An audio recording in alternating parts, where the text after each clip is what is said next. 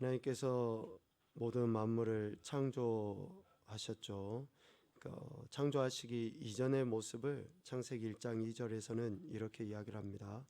땅이 혼돈하고 공허하며 흑암이 깊음 위에 있고 하나님의 영은 수면 위에 운행하시니라 라고 말씀합니다. 그래서 하나님께서 모든 만물을 창조하시기 이전의 상태는 혼돈했다, 그리고 또 공허했다, 그리고 흑암이 있었다라고 이렇게 이야기를 합니다. 그런데 하나님께서 이 모든 만물을 창조하심으로 말미암아 혼돈했던 것은 질서로 바뀌죠.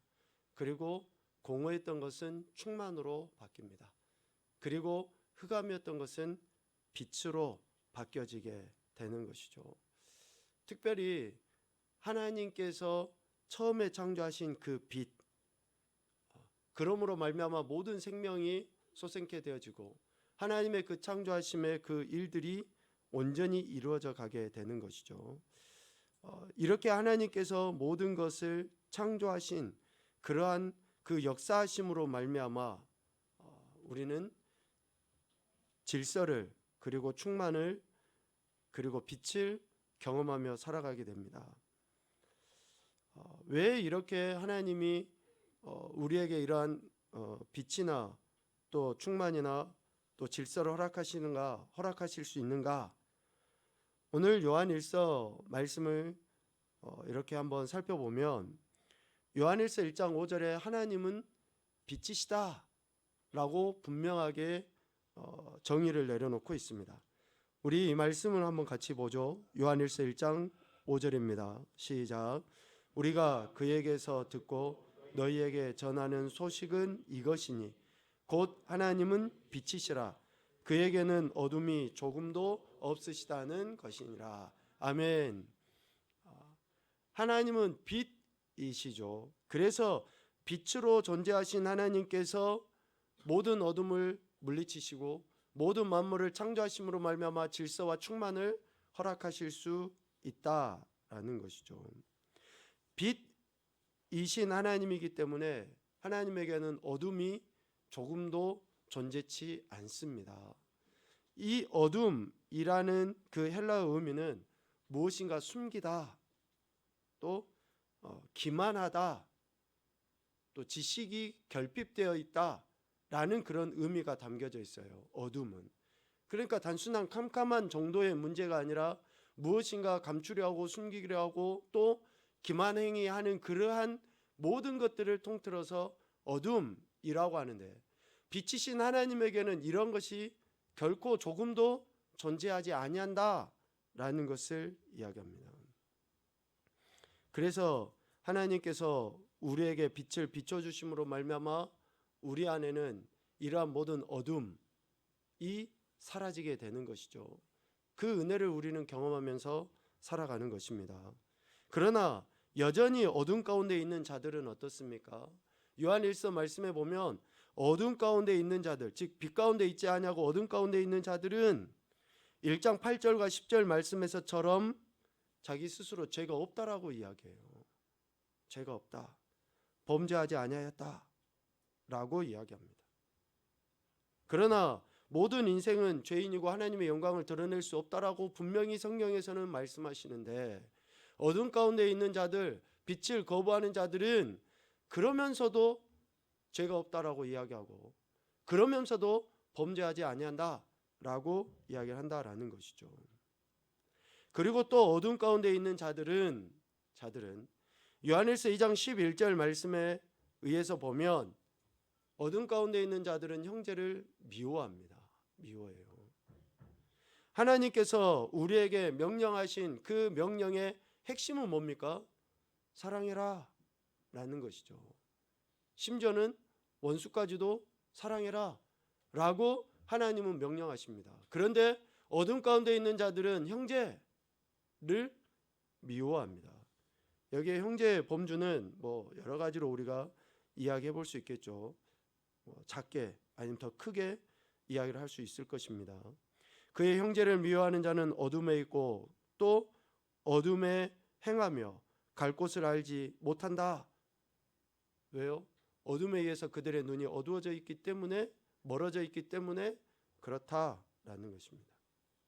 그래서 어둠에 있는 자는, 빛을 거부한 자는 형제를 미워하게 되어 있습니다. 그리고 요한일서 2장 22절 말씀에 의해서 보면 어둠에 있는 자는 예수님을 부인합니다. 각양의 거짓말들을 하는 자라고 이야기하죠. 우리 2장 22절 말씀 보겠습니다. 거짓말하는 자가 누구냐? 예수께서 그리스도이심을 부인하는 자가 아니냐? 아버지와 아들을 부인하는 그가 적 그리스도니. 아멘. 그래서 예수 그리스도를 부인하는 자, 그가 바로 어둠에 있는 자라는 것이죠. 그들은 늘 거짓말을 일삼습니다. 그러니까 우리가 인간적인 관계도 그래요. 좀 이렇게 말을 쉽게 한다라고 하는 거죠. 그리고 또 거짓말을 자주 하는 그런 사람들이 있어요. 우리가 인간관계 안에서도 그런 사람들을 보면 되게 불편합니다. 그들은 우리가 모를 거라 생각을 하고 계속 거짓말로 뭔가 이야기를 하는데, 뭐 한두 번은 속을 수 있지만 시간 지나면 다 알게 되거든요. 그런데 그런 사람들은 계속 그렇게 거짓말을 하고 더더욱더 예수 그리스도를 부인하는 그러한 말과 행실을 일삼아요. 그런 사람들을 어둠 가운데 있다라고 이야기합니다. 이러한 어둠 가운데 있는 사람들의 특징을 한 단어로 이야기하면 불법입니다. 불법. 오늘 요한일서 3장 4절 말씀에 보면 그렇게 이야기하시죠. 죄를 짓는 자마다 불법을 행하나니 죄는 불법이라 라고 이야기합니다. 불법을 행하면서도 그것을 합리화하거나 불법하지 아니하다라고 계속 이야기하는 그 자체가 뭐예요?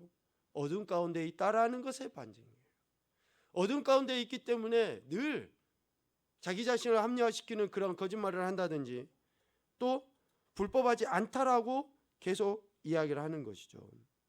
불법을 뜻하는 헬라어는 아노미아입니다. 아노미아. 이 아노미아라는 단어는 부도덕성 그리고 무질서한 그러한 행태를 이야기해요.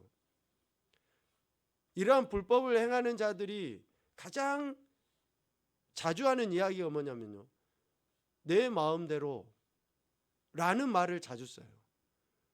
성경의 이야기로 바꿔보면 뭡니까? 자기 소견에 옳은 대로, 내가 좋으면 좋지 라는 그러한 이야기를 자주 한다라는 거예요.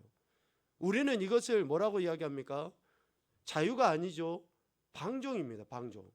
그러니까 부도덕하고 무질서한 그러한 삶의 행태를 저들은 자유라고 이야기하면서 하지만 결국은 그것은 방종이고 그것은 죄의 결과물인 불법이라고 성경에서는 이야기합니다. 그래서 진리 안에서 벗어나서 세상적이고 세속적인 가치를 기준 삼고 살아가는 그러한 행태를 불법, 아노미아라고 이야기하는데, 사회학적으로 여러분들 아마 한 번쯤은 들어보셨을 거예요. 아노미 현상, 아노미 현상. 왜요? 죄가 만연해 있는데 그 죄에 있어서 사람들이 점점 무감각해지는 거예요.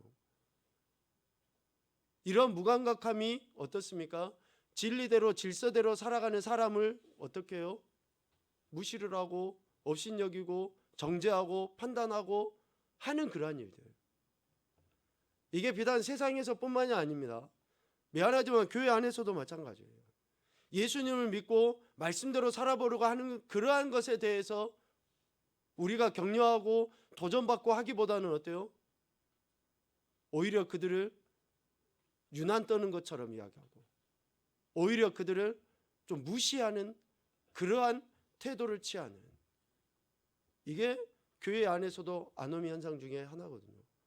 그러니까 실질적으로 우리가 무엇인가 좀 평균을 상향 조정을 해야 되는데, 불법이 판치는 이 세대 속에서는 평균을 어떻게 합니까?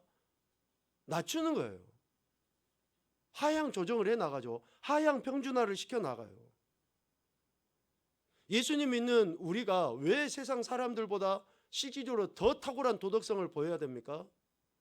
예수님은 진리 그 자체시고 빛 그 자체이시기 때문에 그러는 거예요. 우리 안에 어둠이 없다라고 하는 것은 진리가 실질적으로 우리 삶 가운데서 드러나야 한다라는 것을 성경에서는 가르치시고 이야기하시거든요. 그런데 내가 그렇게 살지 못하니까 다른 사람도 그렇게 행하는 것을 유별떤다라고 이야기하고 오히려 정죄까지 하는 그런 모습이 나타나는 것이죠. 이렇게 불법이 만연하고 불법이 성하게 되면 어떻게 됩니까? 결국은 사랑이 식어지게 됩니다. 마태복음 24장 12절 불법이 성함으로 많은 사람의 사랑이 식어지리라. 아시는 것처럼 마태복음 24장은 마지막 때에 대한 말씀 아닙니까? 마지막 때의 대표적인 특징이 바로 사랑이 식어지는 거예요. 그런데 왜 사랑이 식어집니까? 불법을 정당화시키고 불법이 만연해서 진리를 왜곡시키는 그러한 일들을 정당화시켜 나가는 그러한 일들이 많아지니까 점점 사랑이 식어져 가게 되는 것이죠. 실질적으로 지금 이 시대를 보면 사랑이 식어져서, 즉 불법이 성하여 사랑이 식어져 아무런 소망이 없는 것과 같은 그러한 시대라고 사람들이 이야기합니다. 불법이 만연했죠. 그러니 혼돈하고 공허하고 흑암이 넘치는 그런 시대예요. 예전에 언제 뉴스를 보니까 우리나라하고 북한하고 위성사진으로 밤에 촬영해 놓은 것이 있더라고요. 북한은 진짜 밤에 찍어 놓은 거 보니까 뭐 불빛이 평양 지역에만 이렇게 몇 군데 조금 있지 온통 다 깜깜해요. 우리나라는 뭐 어디 전국 팔도가 그냥 한밤이어도 시골 그런 데 좀 빼놓고는 대부분 불이 막 불야성같이 켜져 있어요. 이런 시대의 어둠 우리는 뭐 인정하고 싶지 않겠죠. 그런데 여러분 그게 진짜 불빛입니까? 정말로 교회나 아니면 세상 한가운데 불법이 판치고 있고 만연해 있다 그러면 사랑이 식어버리는 그런 어둠 가운데, 혼돈 가운데, 공허 가운데, 무질서 가운데 있는 거 아니냐고요. 세상 사람들이 말하는 것처럼 아무런 소망이 없다라고 하는 것에 미안하지만 우리 그리스도인들도 거기에 동조하고 있는 것은 아닌가 생각을 해봐야 됩니다. 예수님을 믿고 있다고 하는 저와 여러분이 세상 사람들이 말하는 것처럼 그래 소망 없어 이렇게 이야기하고 있고 또 거기에 동조하고 있는 것은 아닌지 진짜 우리 자신들을 되돌아봐야 될 시기이라는 것이죠.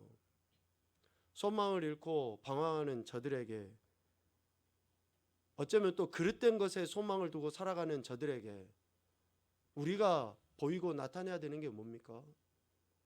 오직 예수님만이 소망이시다. 나를 구원하시고 온 인류를 구원하시기 오신 그분만이 진짜 소망이다라는 것을 우리가 삶으로 나타내 보여야 되지 않겠습니까? 이것이 하나님께서 우리를 구원하시고 건지신 것에 대한 목적이라는 것이죠. 그래서 예수님께서 이 땅에 육신의 몸을 입고 오심으로 참 소망을 우리에게 허락하셨다라는 것입니다. 아무런 소망 없이 삶의 목적 없이 또 이상을 상실해버린 이러한 아노미 현상 가운데 빠져있는 이 세대에 진짜 소망을 허락하시기 위하여 예수 그리스도께서 육신의 몸을 입고 이 땅에 오셨고 그를 믿는 자들을 세상 한가운데 보내셔서 소망을 증거하며 살라라고 우리에게 귀하고 복된 사명을 맡기신 것이라는 거죠. 마태복음 5장 14, 16절 말씀을 보도록 하겠습니다. 시작. 너희는 세상의 빛이라. 산 위에 있는 동네가 숨겨지지 못할 것이요 사람이 등불을 켜서 말 안에 두지 아니하고 등경 위에 두나니 이러므로 집안 모든 사람에게 비치느니라. 이같이 너희 빛이 사람 앞에 비치게 하여 그들로 너희 착한 행실을 보고 하늘에 계신 너희 아버지께 영광을 돌리게 하라. 아멘. 빛이신 예수 그리스도께서 우리 안에 거하셔서 이제 우리도 빛으로서 세상 한가운데 빛을 비추는 자로 하나님이 세상 가운데 우리를 보내셨다라는 것입니다. 그래서 소망이 없는 시대에 다시 오실 예수 그리스도만이 참 소망임을 전하는 그런 막중한 책임이 오늘 우리에게 있다라는 것이죠. 오늘 요한일서 3장에 보면 이러한 사명을 가진 우리가 왜 그 사명에 합당한 모습대로 살아야 하고 그 모습의 결과가 무엇이어야 하는가라는 것을 말씀해 주는데요. 오늘 3장 1절에 보면 보라 아버지께서 어떠한 사랑을 우리에게 베푸사 하나님의 자녀라 일컬음을 받게 하셨는가? 라고 먼저 질문을 합니다. 오늘 저와 여러분이 하나님 아버지께서 어떠한 사랑을 베풀어 주셨기에 우리가 하나님의 자녀가 됐는가? 라는 것을 생각을 해봐라는 거예요. 여러분 하나님의 사랑을 받았습니까? 제가 타이밍을 안 드렸나요? 여러분 하나님의 사랑을 받으셨습니까? 네. 우리가 하나님의 사랑을 받아서 지금 하나님의 자녀가 되었어요. 그러면 하나님이 어떠한 사랑을 우리에게 보여주셨는가? 어둠 가운데 있는 우리들, 흑암 가운데 있는 우리들을 하나님께서 어떠한 사랑을 보여주셨기에 우리가 하나님의 자녀가 되는, 자녀라 일컬음을 받게 되는 그런 은혜를 경험하게 됐는가라는 것이죠. 잘 아시는 것처럼 골로새서 1장 13절 14절 말씀은 이렇게 이야기합니다. 우리를 흑암의 권세에서 건져내사 그의 사랑의 아들의 나라로 옮기셨다라고 이야기합니다. 흑암이에요. 어둠, 빛이 없는 창조 이전의 모습으로 이야기하면 혼돈함, 공허 그런 상태에서 우리를 건져내신 것 아닙니까? 그래서 빛 가운데로 그의 사랑의 아들의 나라로 우리를 옮기셨다라고 분명히 말씀합니다. 그래서 이 소망 없는 세대에 우리는 하나님의 이 놀라운 사랑, 어둠 속에서 건짐을 받고 빛과 생명 가운데로 옮겨진 자로서의 이 소망을 우리가 갖게 되었다라는 것이죠. 그런데 이 소망을 우리에게 하나님이 직접 보이시기 위해서 행하신 행위가 뭡니까? 우리에게 이 소망을 주시기 위해서, 즉 흑암에서 건져내시기 위해서 하나님께서 직접 친히 행하신 행위가 뭐냐고요. 행위가. 그 행위를 다른 여러 구절들로 이야기할 수 있겠지만 우리가 자주 강조했던 빌립보서 2장 말씀을 한번 봐보십시오. 그 말씀에 보면 얼마나 하나님이 우리 인간을 흑암에서 건져내시기 위해서 분명한 행위로서 우리에게 나타내 보이셨는가라는 것을 증언하고 있어요.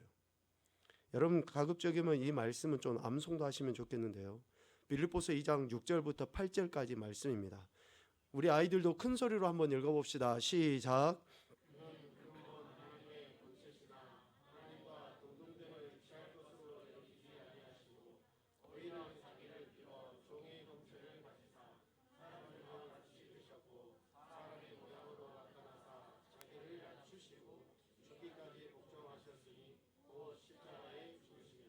아멘. 사람의 모양으로 지금 우리가 성탄을 준비하며 기다리고 있죠.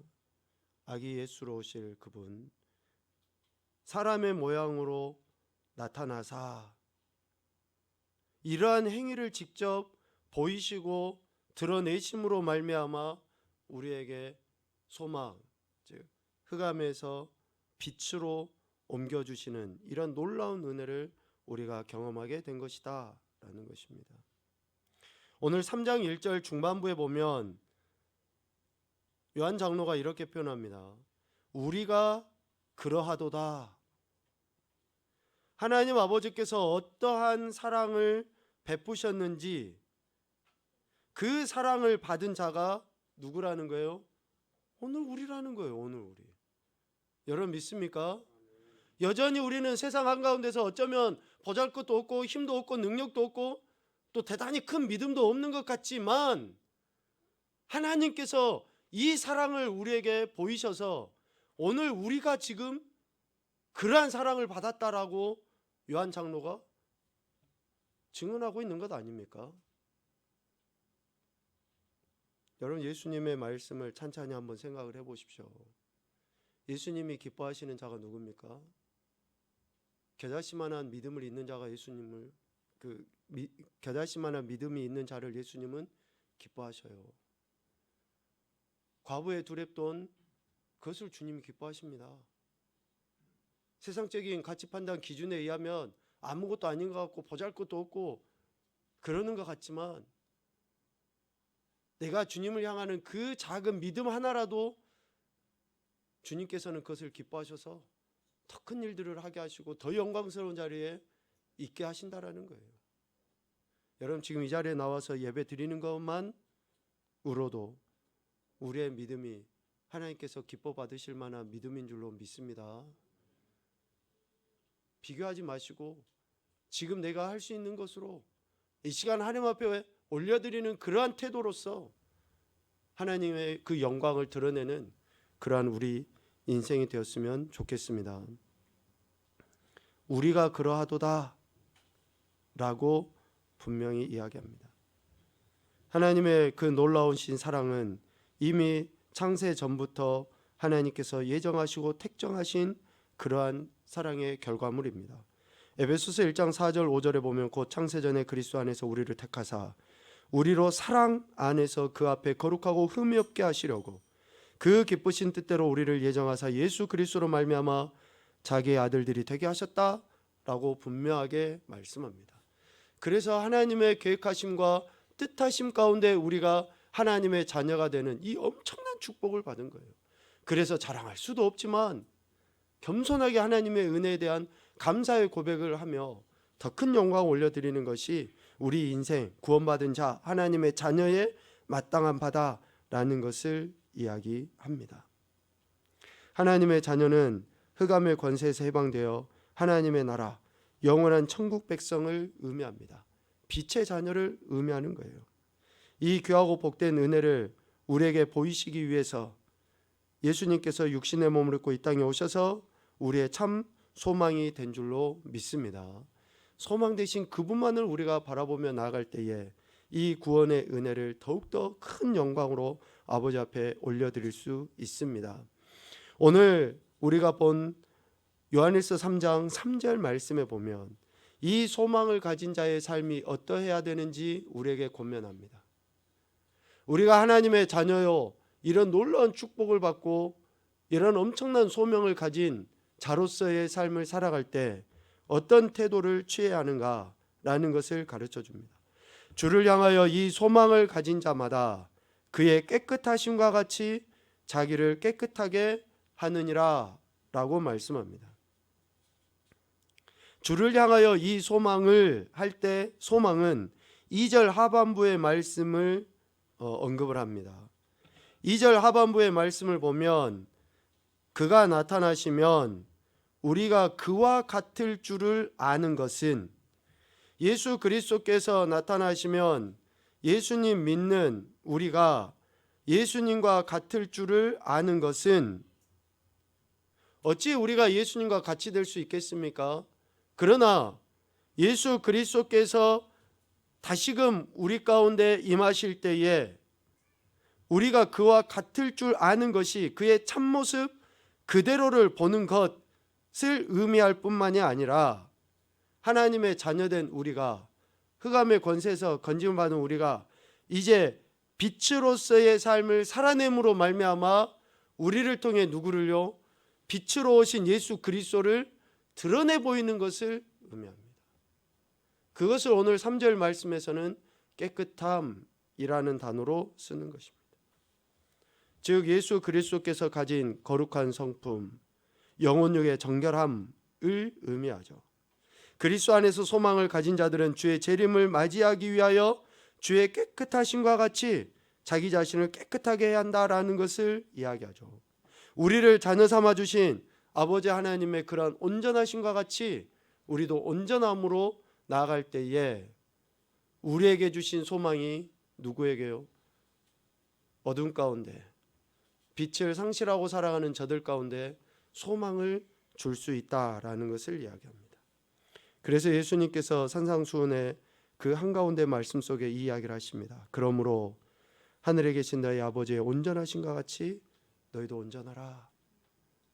이 말씀으로 자녀된 우리가, 빛의 자녀인 우리가, 흑암의 권세에서 건진받은 우리가 이러한 삶을 살아야 할 것에 대해서 가르치시고 있는 것이죠.